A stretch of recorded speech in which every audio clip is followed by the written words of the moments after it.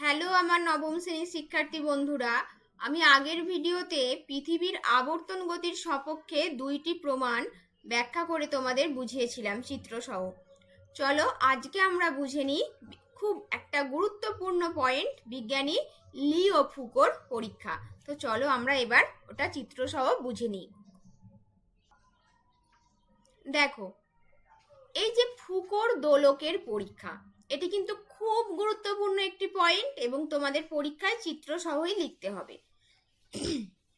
1851 সালে বিজ্ঞানী লিও ফুকো কি করেছিল দেখো, ফ্রান্সের প্যান্থিয়ান গির্জা থেকে, মনে রাখবে গির্জার নামটা, ফ্রান্সের প্যান্থিয়ান গির্জা, গির্জার চূড়া থেকে 61 মিটার একটি সরু তারের মাধ্যমে একটি লোহার বলকে আলপিন সহ নিচের দিকে ঝুলিয়ে দেয়।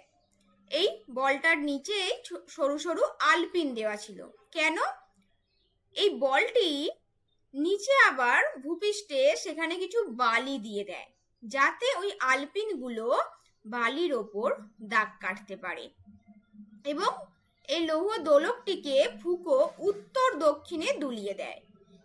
দেখো, যে কোনো চিত্রের বা ম্যাপের মনে রাখবে ওপর দিকটা হয় উত্তর দিক, নিচের দিকটা দক্ষিণ দিক, তোমার ডান সাইডটা হবে পূর্ব দিক, বাম দিকটা হবে পশ্চিম দিক, তুমি যদি সেই ম্যাপের দিকে যখন মুখ করে থাকবে। তাহলে দেখো, এই লোহার দোলকটিকে বিজ্ঞানী ফুকো উত্তর দক্ষিণে দুলিয়ে দেওয়ার পর তিনি কি দেখলেন? দেখলেন আলপিনগুলি বালির ওপর যে দাগগুলি কাটছে, সেই দাগগুলি ক্রমশ পশ্চিম থেকে পূর্ব দিকে সরে যাচ্ছে।